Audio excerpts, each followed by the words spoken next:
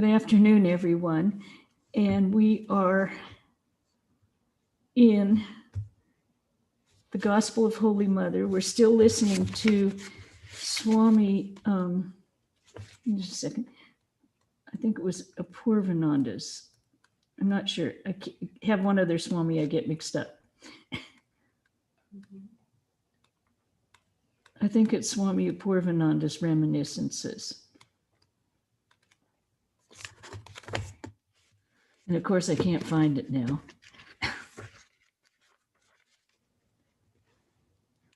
Arupananda, sorry, I get them mixed up. We're in Swami Arupananda's Reminiscences, and we're on page 173, near the bottom of the page where it says Jairambati, 18 September 1913. In the course of a letter to a devotee, the mother wrote, "There is no happiness whatever in human birth. The world is verily filled with misery. Happiness here is only a name. He on whom the grace of the Master has fallen alone knows him to be God himself. And remember, that is the only happiness." The sannyasin disciple had gone to Rishikesh visiting the Holy Mother at Jairambati on the way. After a few days, he wrote to the mother saying, "Mother, once you remarked that I would get the vision of the Master in course of time, but that has not happened yet." Hearing the contents of the letter, the mother said to the disciple, "Write to him. Sri Ramakrishna has not gone to Rishikesh for your sake or simply because you were there. He has become a sannyasin. What else is he to do but call upon God? He will reveal himself to the devotee when it's his sweet will." Udbodhan. A young man placed in very poor circumstances had come twice or thrice for initiation, but could not, unfortunately, succeed owing to the Holy Mother's illness. So he wrote, "Please do not refuse me anymore. It is with great difficulty that I go over there. I want to know whether the next time I come, I shall get initiation or not." In reply, the Holy Mother said to a disciple, "A person, whoever he may be, must go back if I am not well. Even if I am well, I cannot invite people for initiation. People get facilities and opportunities according to their past karma. A person comes here several times but does not get the opportunities to see me, either because I am ill or for some other reason. It is his bad luck. What can I do? You may say that it means a great deal of expense for him and everybody does not have money. But a guru may turn away a person seeking to be a disciple time after time. He who is really eager for the blessing of the guru, however, will come to him even by begging. The truth is this: he who is really anxious to cross the ocean of the world will somehow break his bonds. No one can entangle him. Financial difficulties, awaiting a reply, the fear of going back with unfulfilled desire, these are all mere excuses." A woman wrote to the mother, "Mother, I am young in years. My father-in-law and mother-in-law do not allow me to go to you. How can I go against their will? It is my desire to receive your blessing." The mother asked the disciple to write to her, "Child, you have no need to come here. Call on the Lord who pervades the entire universe. He will shower his blessings upon you." Udbodhan Prayer Hall, 30 September 1918. It was morning. The Holy Mother was dressing fruits for the worship. The disciple was reading to her a letter written by a devotee. He had written in such a strain that it seemed as if he were piqued with God. The mother dictated this reply. The master used to say sages like Shuka and Vyasa were at best big ants. God has this infinite creation. If you do not pray to God, what does it matter to him? There are many people who do not even think of God. If you do not call on him, it is your misfortune. Such is the divine Maya that he has made. Wait just a second. Such is the divine Maya that he has thus made people forget him. He feels they are quite all right. Let them be. Disciple, Mother, it is not that people do not want to seek God. Otherwise, why should such a question arise in their mind at all? The thing is that they feel greatly hurt that God, whom they like to feel as their very own, moves away from them. Buddha, Chaitanya, Jesus Christ, and others like them did so much for their devotees in order to ensure their welfare. Mother, that was also the attitude of our master. It is not possible for me always to recollect all the devotees. I say to the master, O Lord, please bless all wherever they may be. I cannot remember everyone. And see, it is he who is doing everything. Otherwise, why should so many people come? Disciple, that is true indeed. It is rather easy for men to believe Kali, Durga, and other deities to be God. But is it easy to accept a man as God? Mother, that depends upon his grace. A day later, a devotee arrived. The disciple said to the mother, Mother, it is this devotee who wrote to you that letter. The mother said, Is it so? I see he is a good boy. Then she said to the devotee, You see, it is the nature of water to flow downwards, but the sun's rays lifted up towards the sky. Likewise, it is the very nature of the mind to go low to lower things, to objects of enjoyment, but the grace of God can make the mind go towards higher objects. It was about 10:30 in the morning. A householder devotee arrived and saluted the mother. Mother, said he, why do I not see the master? The mother said, continue to pray without losing heart. Everything will happen in time. For how many cycles did the Munis and Rishis of old practice austerities to realize God? And do you believe you will attain to him in a flash? If not in this life, you will attain to him in the next. If not in the next, it will be after that. Is it so easy to realize God?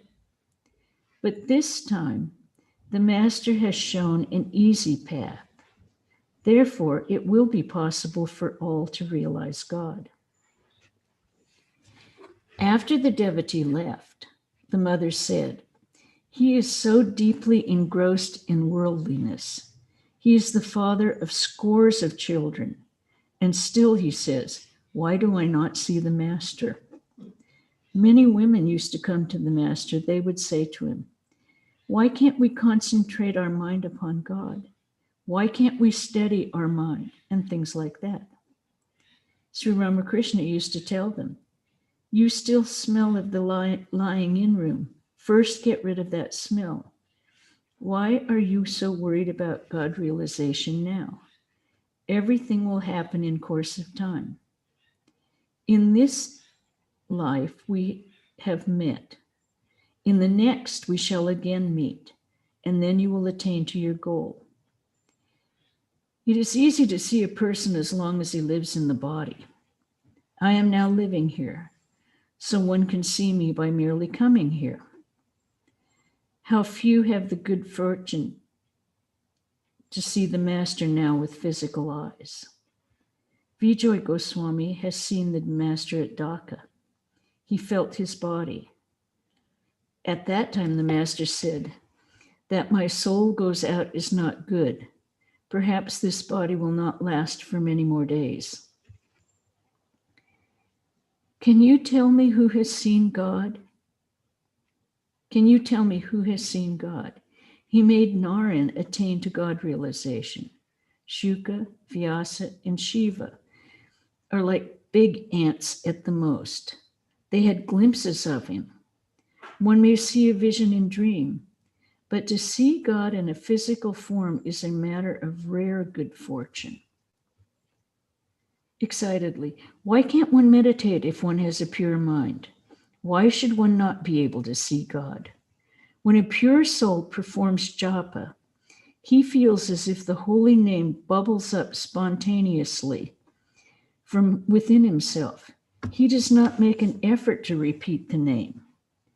One should practice japa and meditation at regular times, giving up idleness. While living at Dakshineshwar, I used to get up at 3 o'clock in the morning and practice japa and meditation. One day I felt a little indisposed and left the bed rather late. The next day I woke up still late through laziness. Gradually I found that I did not feel inclined to get up early at all. Then I said to myself, at last I have fallen a victim to laziness. Thereupon, I began to force myself to get up early. Gradually, I got back my former habit. In such matters, one should keep up the practice with unyielding resolution. Austerities, worship, pilgrimage, the earning of money, one should do all these in the days of youth. You see, even I had visited so many places at Benares and Vrindavan on foot in my early years. But now I need a palanquin to go even a few feet. I lean upon others. In old age, the body deteriorates. It does not possess any strength. The mind loses its vigor. Is it possible to do anything at that time? It is quite right that the young sannyasins of our mat have been directing their mind to God from an early age. This is the right time for them to do so.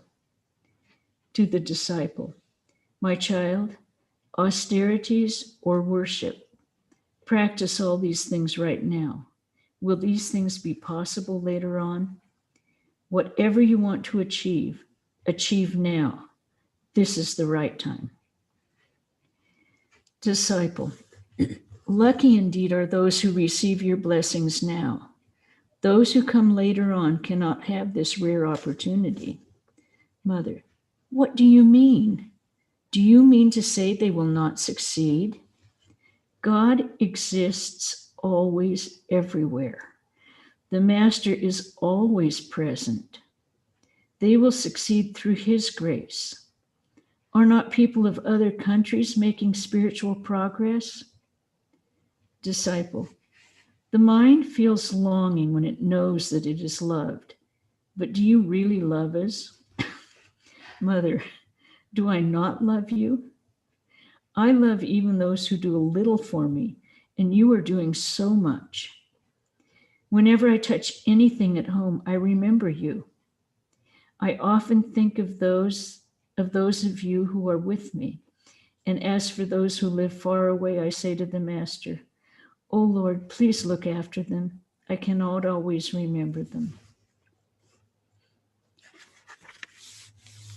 Udbodhan, prayer hall. The mother was seated on her bedstead. The disciple was reading to her the letters of her devotees. Krishnalal Maharaj was also there. The letters contained such statements as, "The mind cannot be concentrated," etc. The Holy Mother listened to these and said in a rather animated voice, "The mind will be steadied if one repeats the name of God 15 or 20,000 times a day. It is truly so. O Krishnalal, I myself have experienced it. Let them practice it first. If they fail, let them complain.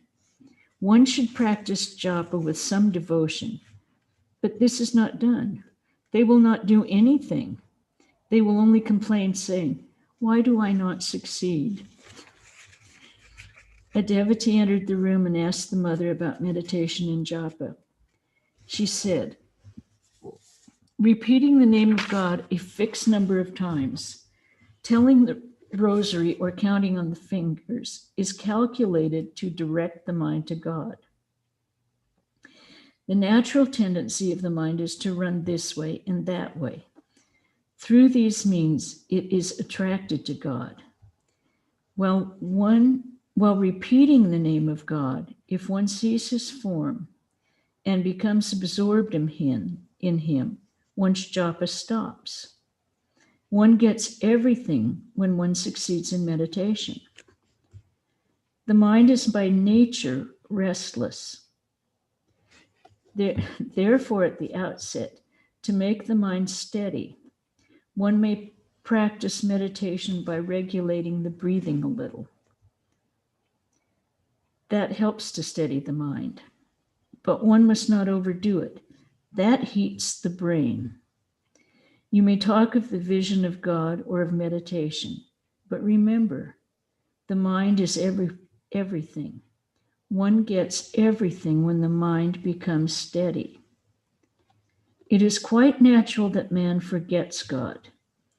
Therefore, whenever the need arises, God himself incarnates on earth and shows the path by himself practicing sadhana. This time, he has also shown the example of renunciation. And that concludes Swami Arupananda's reminiscences. We're going on to section 2, which is Yogin Ma's memory, or it was recorded by Yogin Ma. Does anyone have any questions though about Arupananda's section, or any comments? Okay. We now know how to steady our mind. We know it's perfectly normal for it to wander all over everywhere. But now we know. Okay, so this is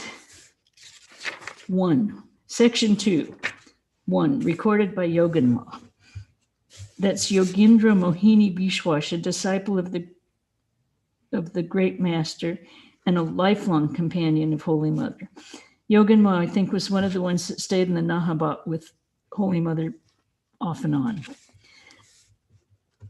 Some days after I had been introduced to Sri Ramakrishna, I paid a visit to Dakshineshwar. Learning that, being in a hurry, I had not taken my meal, the master said, you haven't taken your food. Go to the Nahabat and take rice and curry. There at the Nahabat, I saw the Holy Mother for the first time. Now, remember, the Nahabat is like a 6-foot circle, maybe an 8-foot circle. And that's where she entertained everyone, did all of her cooking, slept, and kept all of her provisions, the Holy Mother. Rama's mother, who was Balaram Bosa's wife, and others had been there once or twice before. At the Nahabat, they told the mother that I had not taken my meal.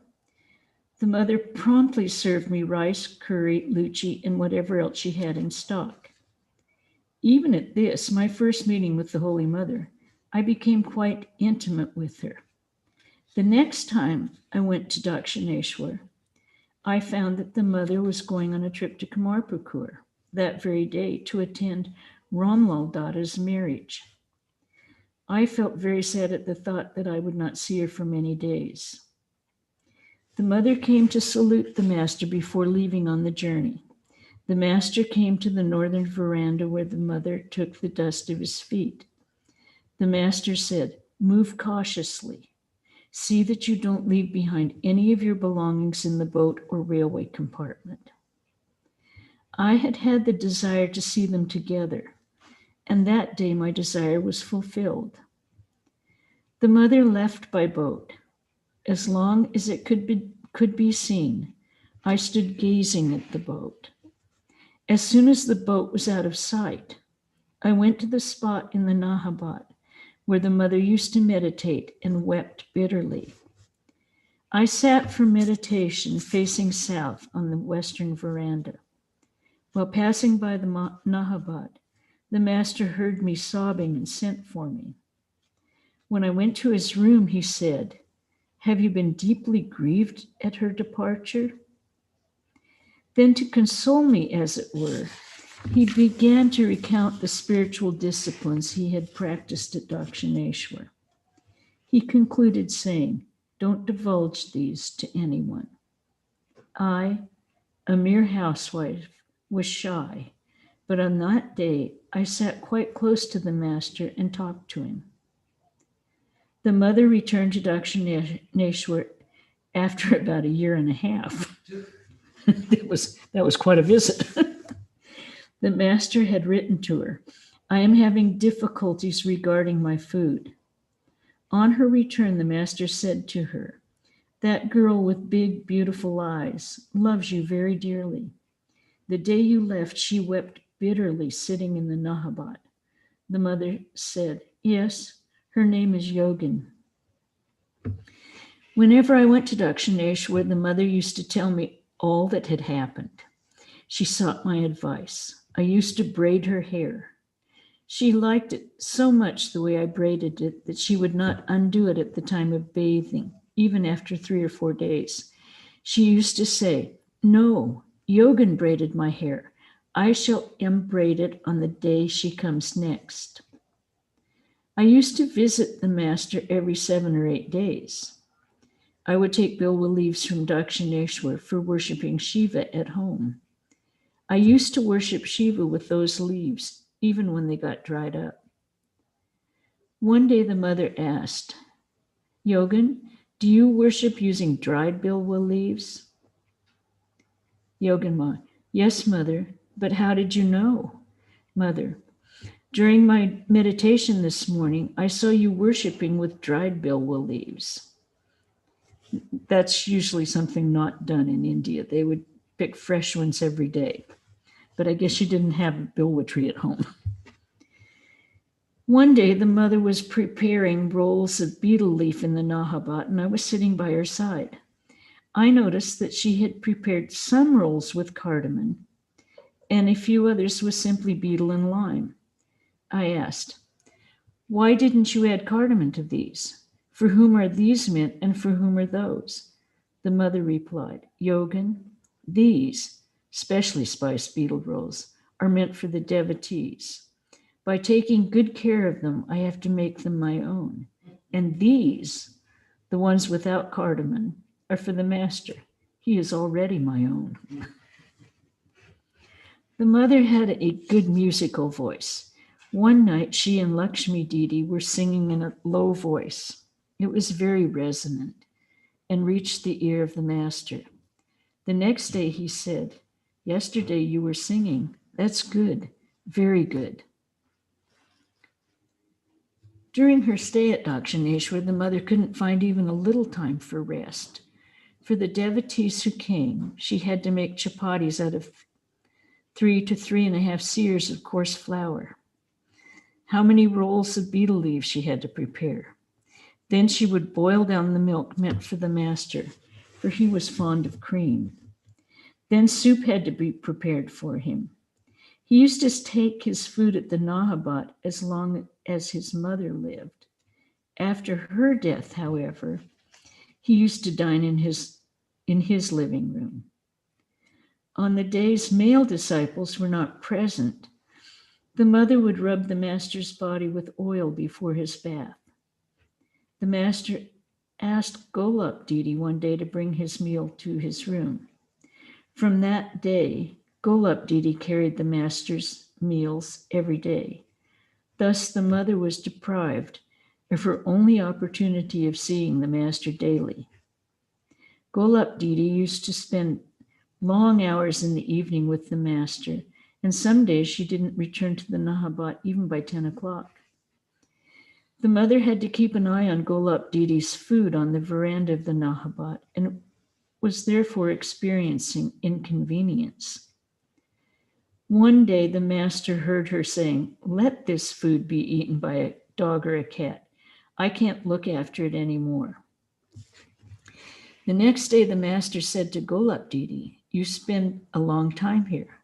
That inconveniences her, for she has to keep watch over your food." "No," Golap Didi said. "The mother loves me very much and calls me by my first name as if I were her own daughter." Though Golap Didi did not understand that the mother was hurt because she was being prevented from coming to the master, the latter could understand it. One day, Golap Didi said to her, "Mother, Manomohan's mother says, the master is a man of such great renunciation, and yet the Holy Mother wears earrings and other ornaments. Does it look well?"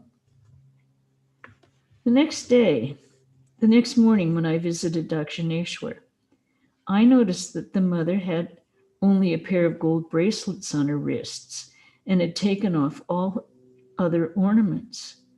Surprised at this, I asked, "Mother, what's this?" The mother replied, "Golap said." After much persuasion, I succeeded in making her put on the earrings and one or two other ordinary ornaments, but she never again put on all the ornaments she had taken off, because just after this, the master fell ill. When the mother first came to Dakshineshwar, she didn't understand much about household problems, and she didn't experience trances either. Though she devotedly practiced meditation and japa every day, we didn't hear of her going into samadhi. Rather, she even became very frightened and worried at the sight of the master's samadhi. For I heard from her lips that during her first visit to Dakshineshwar, the master had asked her to stay with him at night. In those days, the master and the mother slept in the same room. The master used to occupy the large bed and the mother the small cot. The mother would say, "The master used to pass through spiritual trances, and so I couldn't sleep. Out of fright, I used to keep almost inert, wondering all the time when the night would end." One day he showed no signs of coming back to the normal state.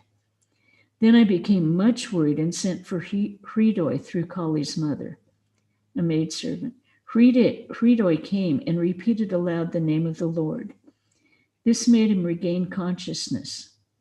The next day, the master taught me the particular mantra I would have to utter at each kind of spiritual trance into which he entered. A few days after I became acquainted with the mother, she said to me, "Please tell him that I would like to experience a little spiritual ecstasy. I don't find him alone to speak about this matter myself." I thought it was quite all right that since the request was from the mother, I should convey it to the master. The next morning, when I went to his room, the master was seated alone on his bed. After saluting him, I informed him of the mother's request. He listened without replying and became grave. When he was in such a serious mood, no one dared utter a word. So I left the room after sitting there quietly for a while. Returning to the Nahabad, I found the mother seated for her daily worship. I opened the door a little and peeped in and found her laughing. Now she was laughing and now weeping. Tears were streaming from her eyes. After a while, she gradually became still. I knew she was in samadhi. So I closed the door and came away. After a long time, I again went to her room. She asked me, "Are you just returning from the master's room?" I said, "How is it, mother, that you say you never experience high spiritual moods?" An abashed mother began to smile. After that incident, I began to spend occasionally the nights with her at Dakshineshwar. Although I wanted to sleep in a separate bed, she would never allow me. She would drag me to her side. One night, somebody began to play on the flute. At the sound of the flute, the mother entered into a high spiritual mood, and she laughed every now and then. With hesitation, I sat on a corner of the bed for a long time. I thought that I, being a worldly person, should not touch her at that moment. After a long while, the mother came back to the normal state. One day, on the roof of Balaram Bose's house, the mother passed into samadhi while she was meditating. After she regained external consciousness, she said, I found that I had traveled to a faraway country. There, everybody showed me great tenderness. My appearance became exceedingly beautiful. The master who was present affectionately made me sit by his side. I can't describe the joy I felt at that time. When I regained a little body consciousness, I noticed my body lying nearby. Then I began to wonder, how can I enter into that hideous corpse? I didn't feel the least inclined to get into it once again. After a long while, I persuaded myself to enter it, and I regained my body consciousness.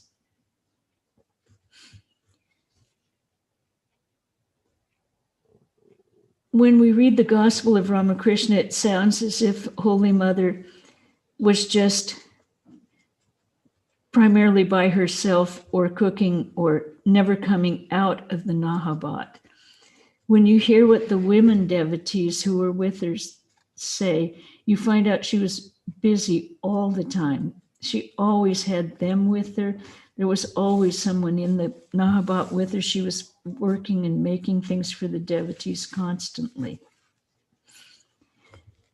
It's quite a different story, but M was not there all the time, and he was only there with men. One evening, on the roof of Nilambar Babu's house, the mother, Golap Didi, and I were meditating side by side. When I finished my meditation, when my meditation was over, I noticed that the mother was still absorbed in meditation, motionless, in samadhi. When after a long while she regained partial consciousness, she began to say, "Oh, Yogin, where are my hands? Where are my feet?"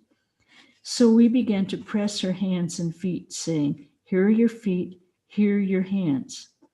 But in spite of this, it took the mother a long time to regain consciousness of her body. One morning in Kala Babu's grove in Vrindavan, the mother was meditating when she became absorbed in samadhi. All attempts to bring her mind down to the physical plane proved futile.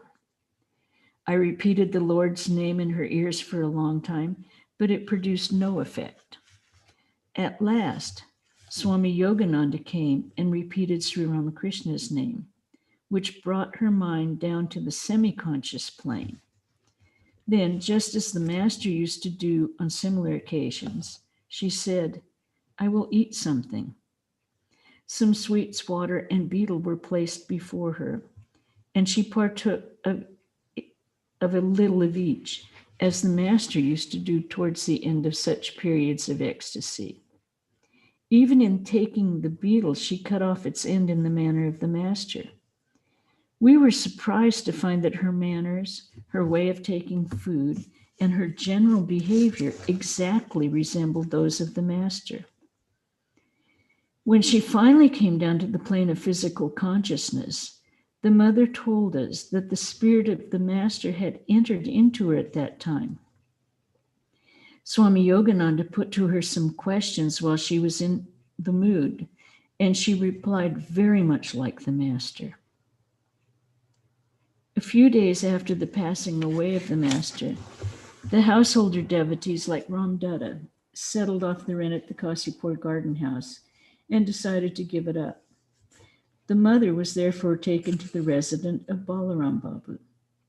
Soon after, the mother went on a pilgrimage in the company of Yogin Maharaj, Kali Maharaj, Latu Maharaj, Lakshmi Didi, and a few others. Yogananda, Abhedananda, and what was Latu's name? Subodhananda? Adbhutananda. I can't remember. Adbhutananda. Adbhutananda. And Lakshmi Didi was Lakshmi Didi. The party stopped at Varanasi, where they spent 8 to 10 days. Finally arriving at Vrindavan, the mother resided at Kalababu's grove for about a year. I had come to Vrindavan a few weeks before the demise of the master. On meeting me at Vrindavan, she clasped me to her bosom, crying in grief, "O Yogin," and began to weep bitterly. After the death of the master, this was my first meeting with her. At the beginning of her stay in Vrindavan, the mother used to weep often. One day the master appeared before her and said, "Well, why are you crying so much? Here I am. Where have I gone? It is just like going from one room to another." One day in Vrindavan, the mother saw a dead body being carried to the cremation ground, decked with flowers, and to the accompaniment of devotional songs. On seeing the procession, she said, "Look how blessed this person is to die in holy Vrindavan. I also came here to die. Strangely enough, I haven't had the trace of even a fever. And yet, how old am I? I have seen such elderly persons as my father and my husband's elder brother." At this, we laughed and said, "Indeed, you saw your father. Who does not see one's father?" In those days, the mother indulged in such childish talk. In Vrindavan, at first, the mother wept bitterly for the master. But later, the master kept her always immersed in bliss. The mother then moved like a carefree girl. She used to go round the temples daily. One day in the temple of Radharama, it appeared to her as if Navagopal Babu's wife was standing by this image of Radharama and fanning it. On returning home, the mother said to me, "Yogin, Navagopal's wife is very pure. I saw her like this." One day at Vrindavan, the master appeared before mother and said, "Initiate Yogin with this mantra." On the first day, the mother thought it was a freak of her mind. On the second day, the vision was repeated, but she paid no heed to it. On the third day, when she had the vision again, she said to the master, "I don't even speak to him. How can I initiate him?" The master said, "Ask daughter Yogin to be with you at the time of initiation." So, and I think we'll stop there for this evening. And are there any comments or questions? When she was asked to initiate Yogin, that Swami Yogananda, I keep wanting to get another syllable in there. And he was not initiated by the master, though a direct disciple of the master. Okay, well, it's good to see all of you. Those that I can see and those that I can't see, I know you're here. Good to see you. And I think we'll close with a chant if there are no comments or questions.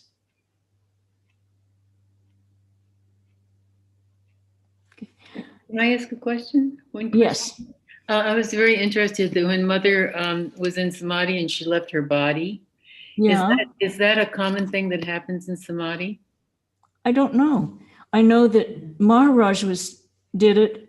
There are a couple of incidents in Maharaj's life where one of his dearest disciples was dying and wanted to see him one last time. And some other disciples said, but you didn't even go to see him. And he said, how do you know that? I don't know. Places at one time. I don't know what's common in samadhi. I think every samadhi may be. That's good enough for me. Thank you. But I would think that that would have to be a little bit lower samadhi when you can see your body, because that happens to people in hospitals, people who are experiencing great traumas. They can see their bodies lying there. Right. I've heard that. Yeah. So I'm not sure it's an intrinsic part of samadhi, unless you can control it. If it just happens, I don't know. Any other comments, questions? Okay, everyone stay well. And I hope we see you Sunday. Swami Yogananda will be up giving a talk. Can't remember what the topic is. Does anyone know? Sri Ramakrishna and Kali. So it will be here in the temple, outside around the temple, and streamed and on YouTube. Okay, we'll end with a chant. Om Hari Om Sri Ramakrishnaprana Namastu.